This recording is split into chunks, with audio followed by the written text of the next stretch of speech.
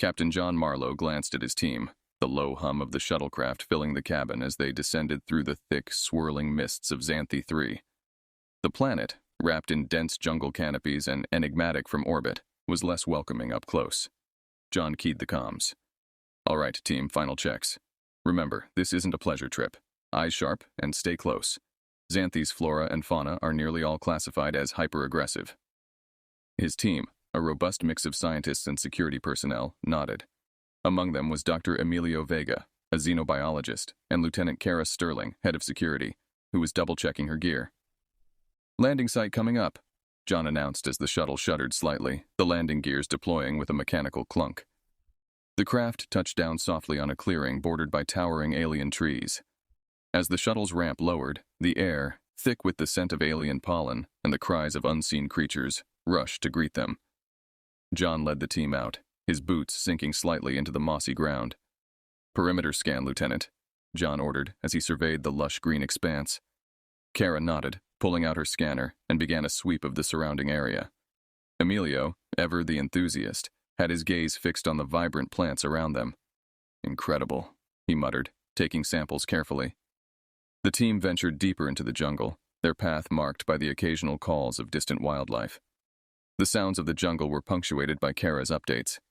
"No immediate threats in proximity, but I'm picking up something large moving slowly about 300 meters northeast. Could just be a local herbivore, but let's not take chances." John considered their options. "Vega, think it's worth a look?" Emilio's eyes lit up. "Absolutely. Could be a prime specimen for observation." John nodded and gestured to the team. "Move out, but keep formation. Safety's our top priority." The team advanced with Kara and another guard, Jenkins, taking point. The dense foliage seemed to absorb sound, creating a surreal quiet around them as they moved towards the source of the movement. As they approached the coordinates, John's earpiece crackled. "Sir, we have visual contact," Kara whispered, her voice tense. "And it's definitely no herbivore." John quickened his pace, pushing through a thick brush to join Kara, who was crouched behind a large fern. He crouched beside her, peering in the direction she indicated. There, in a small clearing, lay a colossal creature, unlike any terrestrial animal. It was reptilian, its scales shimmering with an iridescent quality, yet it was wounded, breathing heavily with visible gashes along its side. "God, it's magnificent," Emilio whispered, joining them. "But what happened to it?" "It looks like it was attacked. Those are claw marks, massive ones," Kara observed. John felt a mix of awe and concern. "Can we help it?" he asked, looking at Emilio. "It's risky. We don't know its temperament, not to mention the pathogens it might carry," Emilio cautioned, yet his gaze remained fixed on the creature with a scientist's curiosity. "Let's do a quick field assessment. We need data," John decided, signaling Jenkins to keep watch. Cautiously, they approached the beast. It stirred slightly, a low growl rumbling through the air, but it didn't attack. "Seems passive, or maybe just too weak to care," Kara noted, her weapon ready. Emilio started scanning the creature, his hands trembling slightly from excitement and fear. "I'm getting some readings here. Its biology it's unlike anything we've cataloged." John watched the beast, its breaths growing steadier. "We're going to help you," he murmured, more to himself than the creature. They had come looking for unknown life, yet he felt unprepared for the profound encounter. "Let's set up a field lab. We're not leaving it to die," he stated firmly, meeting the eyes of his team. Each nodded in agreement, the mission suddenly more than just another survey. They were here to make a difference, no matter the unknowns ahead. The alien sun dipped below the horizon as Captain John Marlowe and his team worked feverishly to stabilize the creature they now called the Goliath. Under the ghostly glow of Zanthi III's twin moons, the jungle seemed to hold its breath. Dr. Emilio Vega monitored the bioscanner readings while Lieutenant Kara Sterling and her security team secured the perimeter. "Vitals are stabilizing, but it's dehydrated and the wounds are infected," Emilio reported, his voice tense with concern as he adjusted the flow on an intravenous nutrient solution they had jury-rigged from their medical supplies. "Can we administer antibiotics?" John asked, watching the giant beast's chest rise and fall more rhythmically now. "Yes, but I'll have to adjust the dosage. Its physiology is off the charts," Emilio responded, scrolling through digital charts on his tablet. As Emilio worked, John turned his attention to Kara. "Status report, Lieutenant?" Kara, who was overseeing a pair of guards scanning the thick undergrowth, turned to face him. Perimeter is clear for now, but the jungle on Zanthi is never really safe. I don't like how exposed we are here. John nodded, understanding the risks. Keep everyone on high alert. If anything larger than a scout drone approaches, I want to know about it. Understood, Captain, she affirmed, then returned to her vigil. The hours passed, and the team's portable floodlights bathed the area in stark white light.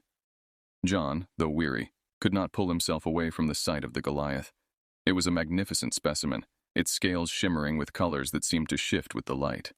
Despite its formidable size and evident power, there was a gentleness in its eyes that caught him off guard. "Captain, look at this," Emilio called out suddenly, gesturing him over.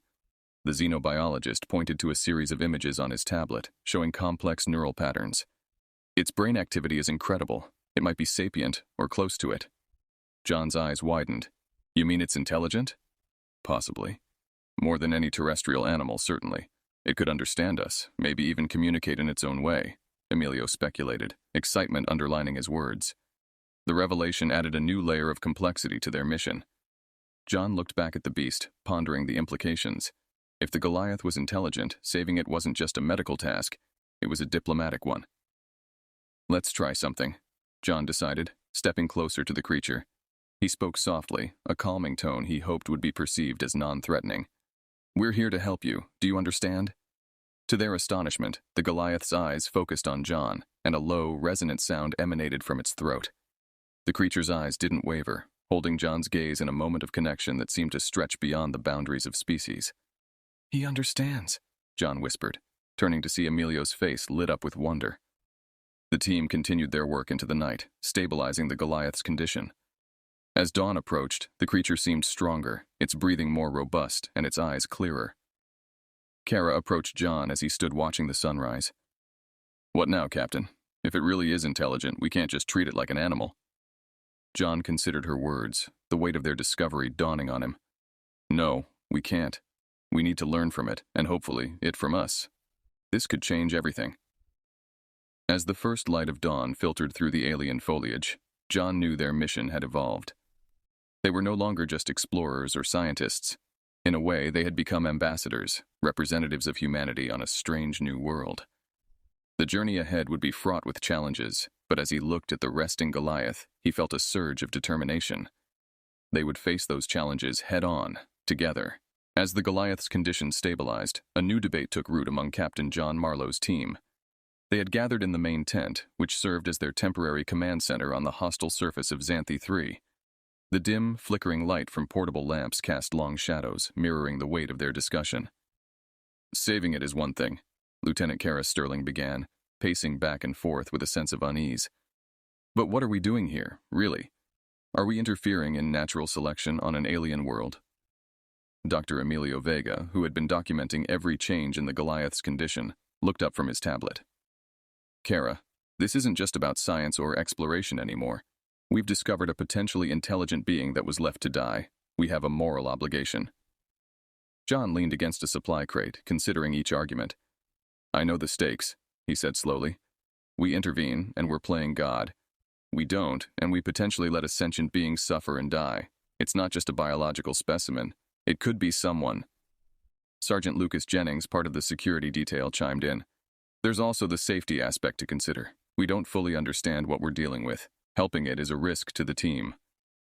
The room fell silent, each member grappling with the ethical and practical implications of their actions.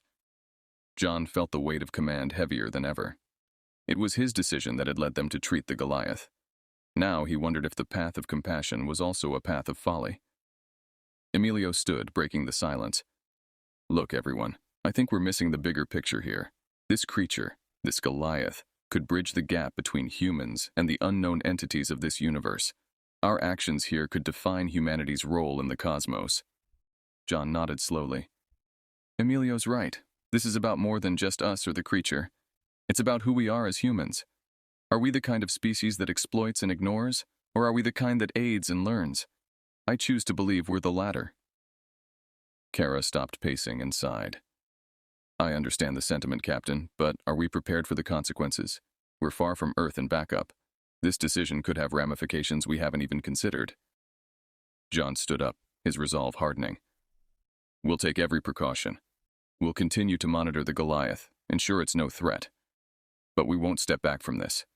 We're going to see this through, ethically and responsibly. We'll document everything and make our findings transparent.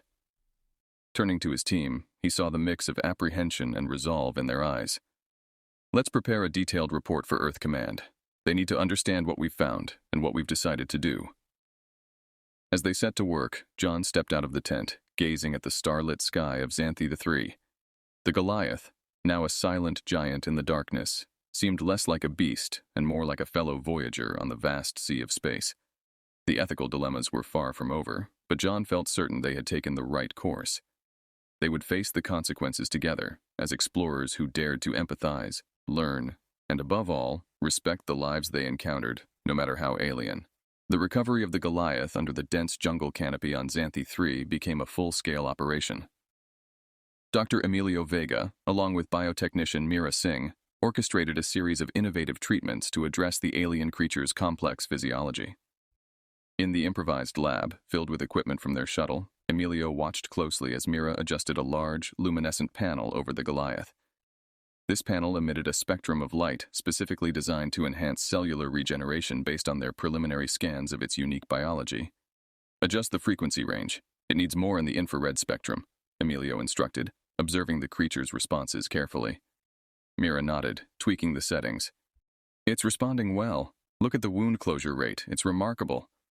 John, who had been coordinating with the rest of the team on perimeter security and supply runs, approached the medical setup. How's our patient today? Better than expected, Emilio replied, his eyes not leaving the tablet that displayed real-time data on the Goliath's vitals. Its recovery abilities are beyond anything terrestrial, but it's not just the physical healing that's fascinating. It's showing signs of complex emotional responses. It seems to recognize us, especially you, John. John looked thoughtfully at the Goliath, which was now gazing back at him with what could only be described as a look of recognition and perhaps gratitude. Any progress on communication? We've been experimenting with simple signals, and it seems to understand a set sequence, Mira chimed in. We're building a basic vocabulary, gestural mostly, since it doesn't seem capable of vocalization in the human range. The day wore on with the team rotating shifts to monitor the Goliath and maintain the camp's security. As night fell, the jungle around them came alive with the calls of nocturnal predators and the glow of bioluminescent plants. Lieutenant Kara Sterling doubled the guard, taking no chances with the native wildlife or potential threats. As John and Kara reviewed the perimeter defenses, a quiet conversation ensued. We're doing something monumental here, Kara, John said, his voice low. But we're also poking a hornet's nest. We don't know who else might be watching or what claims they might have on this creature or this planet. Kara nodded, her expression grim but resolute. We'll keep the camp secure, Captain. Whatever comes our way, we'll be ready. In the privacy of the night, John considered their situation. They were far from Earth, surrounded by unknown dangers, tending to an alien life form that no one else in the galaxy seemed to want alive. The ethical and political implications were vast, but for now, their focus was on ensuring the Goliath's full recovery. Unknown to them, their activities had started to attract attention from beyond the jungle's shadows. Alien observers, curious or concerned about humanity's intentions, began to take an interest in the unusual partnership forming on the surface of Zanthi III. This interest would soon culminate in challenges that John and his team could not yet anticipate. As the days passed and the Goliath's strength visibly returned, Captain John Marlowe's team became cautiously optimistic about their efforts. However, unknown to them, their intervention had not gone unnoticed. High above the dense canopy of Zanthi III, a ship cloaked in the shadows of orbit watched their every move. In the silent cold of space, the vessel's interior was a hive of quiet activity. A coalition of alien species, representatives from the Galactic Oversight Guild, debated their next steps. The main screen displayed intercepted feeds of the humans' activity around the Goliath. This is unprecedented, hissed Vrex, a sleethy representative, his scaled skin reflecting the ambient blue light of the command deck. The humans have not only interfered in a Class 5 quarantine zone, but have done so by aiding a creature deemed a planetary risk. Beside him, General Takaburn of the Karathii adjusted his armored suit. It's known that humans possess both curiosity and audacity, but this, he gestured towards the screen, this is a direct challenge to the Galactic Accords. What if the beast becomes aggressive again? Its species nearly razed the northern hemisphere of Zanthi III in their last territorial war. Across the table, a diplomat from the Aurelian conclave, Lithis, raised a hand for calm. We must consider the possibility that the humans do not fully comprehend the danger. Their society values life highly. They might see this as a rescue, not a violation of galactic mandates. Vrex flicked his tongue in annoyance. Ignorance of the law excuses no one, especially not on the galactic stage. We must take action to deter them and others who might follow their example. The decision was made swiftly thereafter. A detachment of coalition forces would be sent to Zanthi III, not only to cease the humans' activities, but also to neutralize the Goliath as a preventative measure. Back on the planet, John and his team remained unaware of the brewing storm as they continued their work. It was during a routine data transmission to Earth that their communications technician, Lieutenant Sana Khan, detected anomalies in their signal integrity. "Captain, you need to see this," Sana called over to John, who was reviewing the Goliath's latest recovery data with Emilio. "I think someone's been tapping into our transmissions. There's a shadow relay on our signal. Looks sophisticated, not local." John's expression turned serious. "Can you trace it?" "Working on it, but whatever it is, it's coming from orbit," Sana replied, her fingers flying over the console.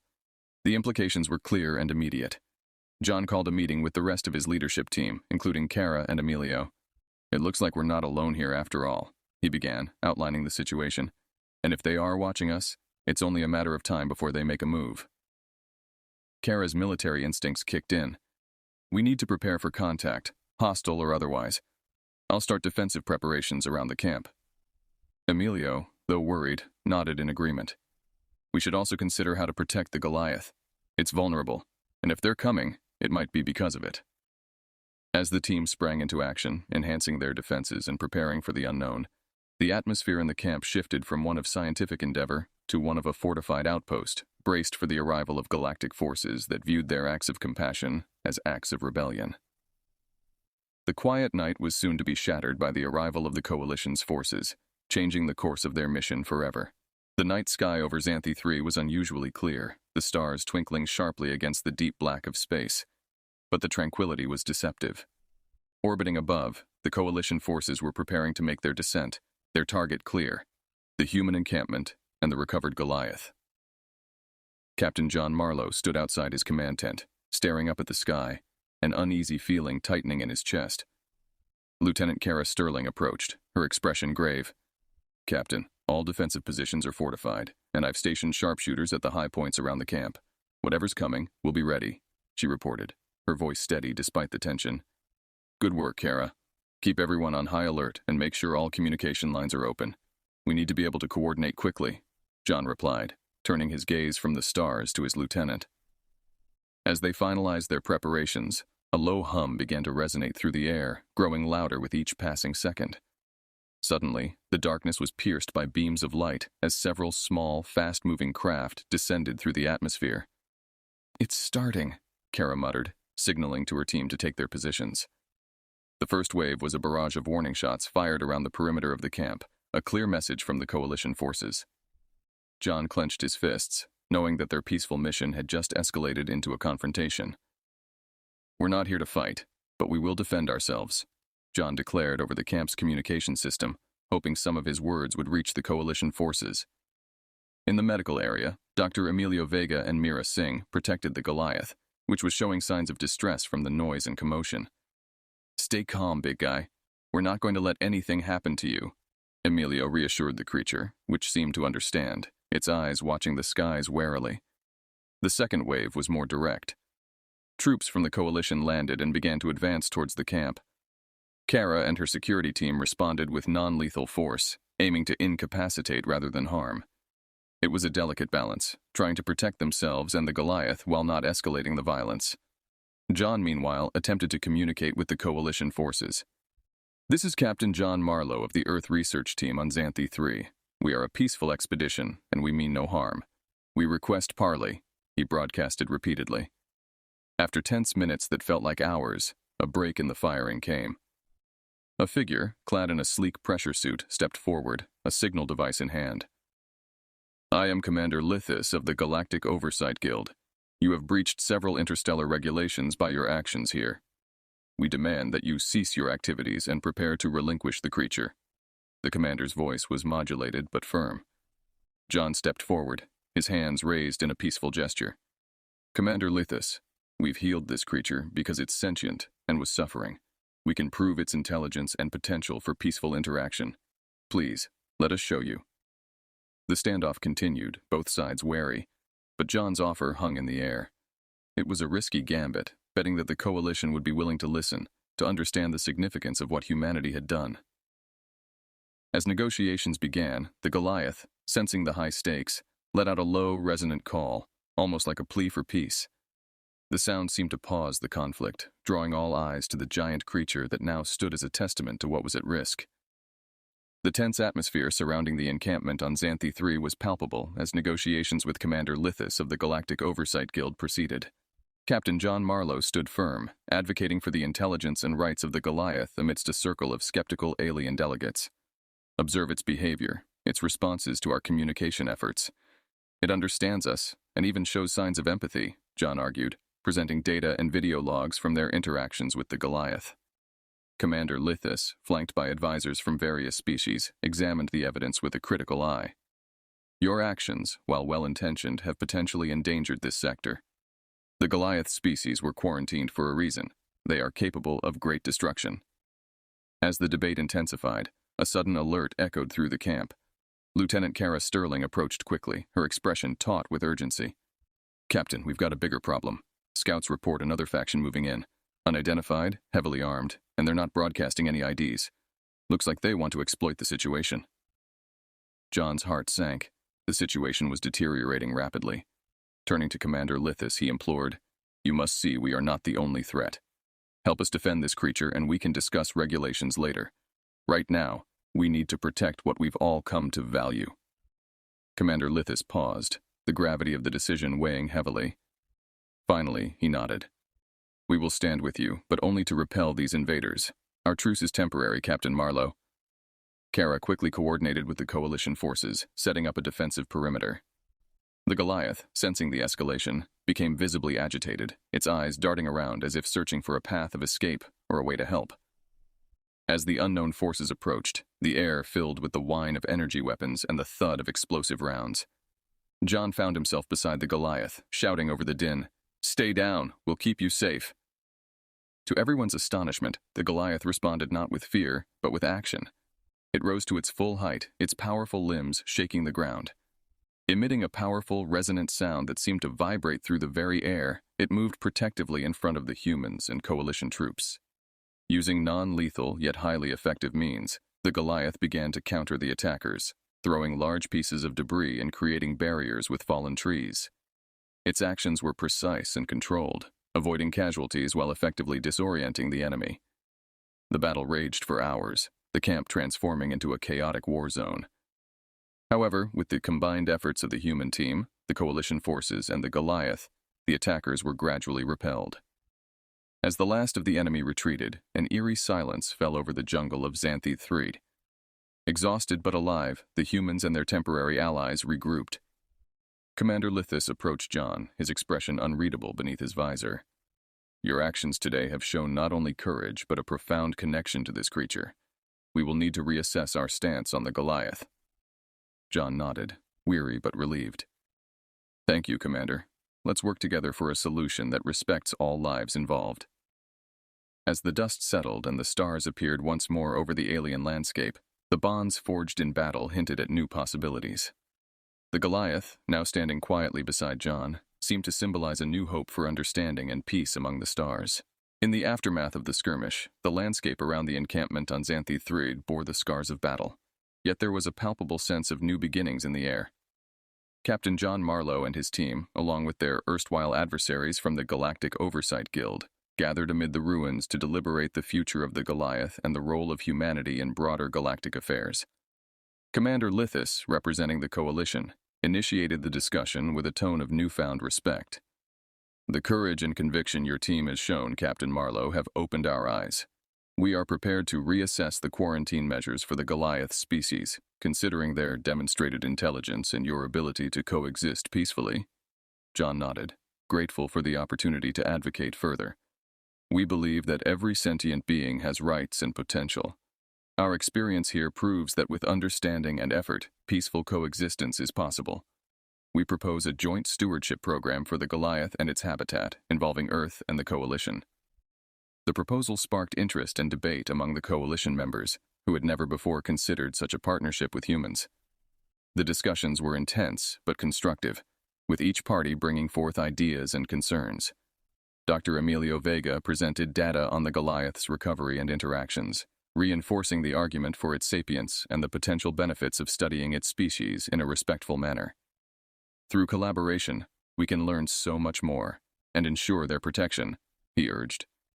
Lieutenant Kara Sterling, who had led the defensive efforts during the attack, added, "We've also demonstrated our capability to defend and make tough decisions under pressure. This partnership could be a strategic asset for the Coalition, offering a fresh perspective and new techniques in crisis management." As the negotiations progressed, an agreement began to form. It was decided that Zanthi III would host a pilot project for interspecies cooperation under a joint human-coalition governance. This groundbreaking initiative would not only ensure the protection of the Goliath's species, but also serve as a model for future interactions with other sentient creatures across the galaxy. With the agreement in place, John felt a deep sense of accomplishment and hope. This marks a new chapter for humanity's role in the galaxy, one where compassion leads our way into the stars. As the Coalition ships prepared to depart, Commander Lithus approached John, extending a hand. "We have much to learn from each other, Captain. Let's look forward to a future built on respect and mutual growth." John shook his hand, the Goliath looming peacefully in the background, a silent witness to the historic moment. "Indeed, Commander. Together, we'll set a precedent that might one day guide the entire galaxy." With the peace secured and the future promising, John and his team prepared to establish a more permanent presence on Zanthi III. They looked forward to the challenges and opportunities of their new role, confident in their mission of diplomacy and advocacy for all life forms. As the sun set on Zanthi III, casting long shadows over the recovering jungle, the stars above seemed to shine a little brighter, reflecting the light of a humanity that had not only ventured into the unknown, but had also forged a path of empathy and respect in a vast, often indifferent universe.